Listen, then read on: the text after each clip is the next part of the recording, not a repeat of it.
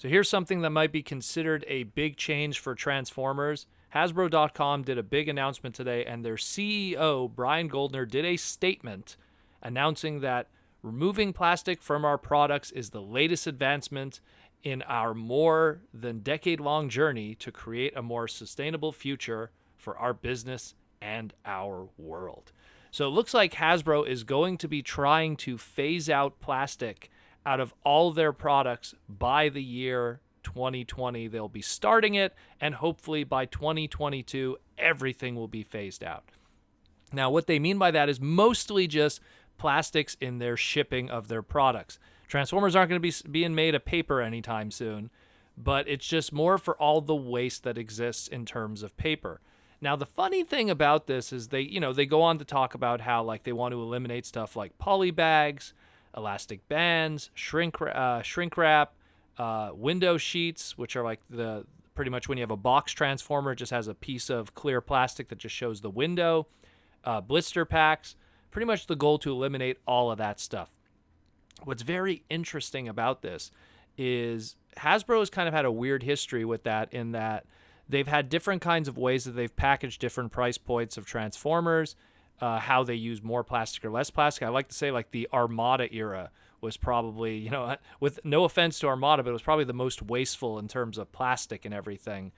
Oh my goodness, Unicron. Jeez, the amount of twist ties and everything of that nature. And just all the stuff that was just the extra layers upon layers of inner plastic and trays, even on the deluxe stuff, was pretty crazy.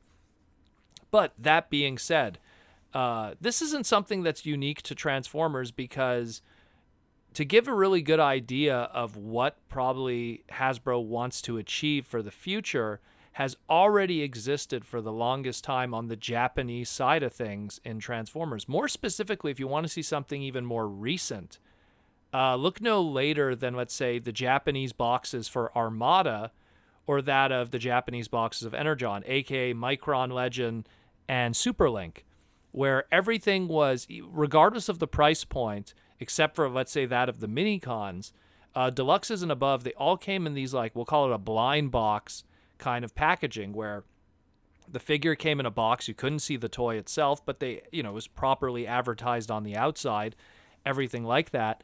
And when you open the box, the figure was pretty much kept in a prison of a well-placed cardboard, I don't know what you want to call it, shelving, and held everything together. And probably the only plastic that existed was that held in the instructions, which also inside the instructions also had the trading card, and maybe if it was the spare missiles or something.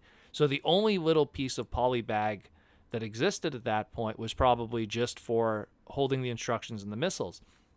They could go a step further, and if they do little cuts and rivets into that of the inlay or the innard cardboard that holds the figures, you could figure out a way that you could peg the missiles in there, and I guess the instructions would just bounce around along with the card being folded into it or something. And again, if there's no card at all, then one less thing to worry about. But the point is, this is something that has existed on the Japanese side of things, because in Japan, well, recycling's a big deal. They take recycling way more seriously than we will ever take care of recycling because of the lack of space they got there. So, effectiveness, efficientness of how product is handled is done very well over there, especially from a recycling and environmental standpoint. So that's existed for years and years in Japan. And I'm just using, Micron Legend and Superlink as an example. But all the other toy lines also have a similar kind of background when it comes to that. If you're a Gunpla guy or a Gundam model kit guy, I mean, it's pretty much, you have the poly bags that hold the model kits, but for the longest time, sometimes even the model kit sprues and stuff would be raw in there in a simple box, and you'd have the instructions also not in a poly bag, just raw in there, and that was it. So you threw out that box, you built the kit, you recycled the little plastic sprues, that was the end of that. So this is really good news, though. The only negative of it is because of how sometimes quality control is with Transformer toys. Number one, this will kind of suck because you won't be able to look at your toy through a window if they do this, because then what if there's little paint application mistakes here and there, and it kind of sucks. You want to see the paint mistakes. In the same way that some people, when they would buy certain Masterpiece Transformers that are like, you can't see the figure because it's in a closed box, you don't know if the Autobot logo has a big paint splotch on it or something. So, little things like that. The second problem also being in that, again, the biggest problem, I think, is that of people swapping toys and returning them to retail. And I know that this was a humongous problem way back when they had those multi-packs. Like, I think it was, what was it, the Rescue of Velocitron or whatever. I don't remember the names offhand. Hold on, let me just see the box from here. If I could get to it. I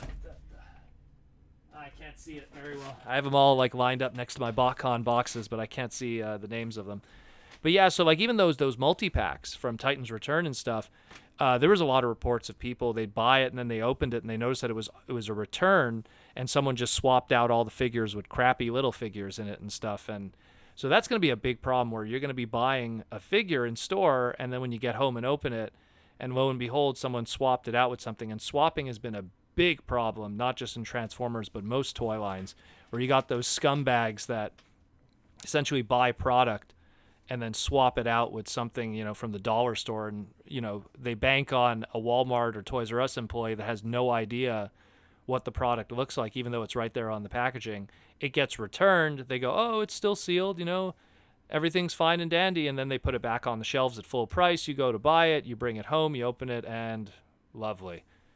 What am I looking at here? This isn't Bulkhead. This is just some dollar store tractor trailer or something, so I hate that kind of stuff, but that's something I'm worried is going to be a lot more prevalent, because now we won't be able to see any of our product if they go with the non-windowed concept. And again, if they're going to obviously try to phase out plastic, the only way to go about that is to do a non-windowed concept. Either that or completely exposed toys that could be touched with, with your fingers, like that of, let's say, I know some of the movie toys were kind of like that, like the Bumblebee movie toys, where you could actually like touch and feel the toys. Like I think it was the one steps, like the one step ones, like Hot Rod and Shatter and stuff. That were the more simple ones. You could actually physically touch the figure. So that's a possibility they might go that route. But then the problem with that is you still got to tie down the figure. So are they going to go back to at one point they went from the wire tie wraps to then they had paper tie wraps at one point. And then it's funny because they kind of phased out the paper tie wraps, and now they went to these like really thin kind of rubbery tie wraps. They're like T-wraps or whatever. That's what we currently have right now with a lot of the Generation stuff, or as I could call it, Siege at this point. So I'm kind of curious how they're going to go about it. I think the best way from an environmental standpoint would be that of, like, let's say, again, we look at how Micron Legend and Energon did things. A very good pre-cut, planned out, holds the figure properly, insert for the figure. You poke hole through the cardboard to kind of hold the missiles or any little accessories, and you'll just have the instructions banging around there loosely and just hope it doesn't get damaged too much in shipping for a purist that wants to have perfect condition instructions. And then aside from that, I mean, there's not much really that could be said. I mean, the fact of the matter is plastic is an issue. Paper is something that's built, that is pretty much grown 100% in paper farms, more or less, for trees. And these are trees that are grown to produce paper. It's a never-ending resource that could exist over and over. The problem with plastic is that it's a finite resource. It uses fossil fuels, it uses oil, and there's only so much of it. And the problem also between paper and plastic is if you throw paper on the ground, it breaks down over time and, it doesn't pollute as badly. Plastic takes hundreds of years to break down. So it's also something that from a pollution standpoint, it just lasts forever. So it's something that paper is just the better way to go. I support it, but again, there is some negatives from a collectability standpoint. And again, it's already slowly kind of existed even on the American side. I know that all the Amazon stuff that we've had up to this point, now that I'm looking around my collection, I'm looking at Repugnus and Blastoff. They came in sealed boxes and stuff, but those boxes had little things that still tied it down and stuff. So I think there's going to be an evolution. There's a simple solution to all of this. It's just that there will be one or two small little problems, and I just hope those one or two small little problems don't become very prevalent now that there's a new way that people could, I don't want to say screw over each other, but I just really hope those scumbags that are notorious. I know what my Toys R Us, it's some guy that just loves swapping the wrestling figures. He just like takes, the really hot new wrestling figures and then puts in garbage that he finds from garage sales or whatever. And I mean, I blame the Toys R Us employees. I think what might happen is if Hasbro's going to do this, which is one of the biggest toy companies in the world, and it's going to be, a big portion of, let's say, Toys R Us or Walmart's toy section, I think Hasbro's going to also have to ask these big companies, whether it be Walmart, Toys R Us, or Target or whatever, go, hey, now that we're doing this and toys are going to be more hidden, we're going to have to ask you that when product is returned to really inspect and make sure that the product that's being returned is the actual product that's being returned, and actually expect, dare I say, the employees to do their job and make sure that what is being returned is the product inside. Otherwise, there's going to be a lot of headaches in the future, including, just for myself, because I have yet to ever buy something and then I open it up and it's been swapped, but there hasn't been a lot of blind boxed, sealed box kind of stuff that exists in our marketplace.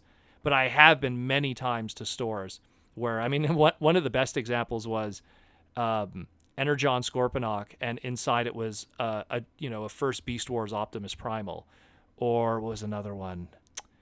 I know, and they would get away with all kinds of crazy stuff. Some guy returned the first Masterpiece Optimus Prime when it was, at the time, it was called 20th Anniversary Optimus Prime. And he just put like a random, like it was, I want to say it was a Power Ranger from Lightspeed Rescue, but I think it was probably Lost Galaxy, but I think it was the Lightspeed Rescue Power Ranger. And that was put in there. And so that guy ended up with I think it was like $109 toy.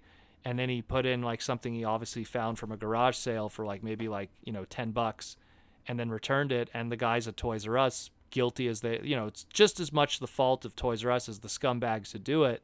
But they just kind of went, okay, yeah, this is totally the same thing that's on the back of the box. So there's going to be a expectation now, at least for me, to expect that these guys, make sure that they bug the companies and go like, hey, you guys got to check this stuff out. You're going to have to, because if we're going to change things up and make it more difficult to see the product before you buy it, we have to expect you that when product is returned to make sure that everything has not been tampered with.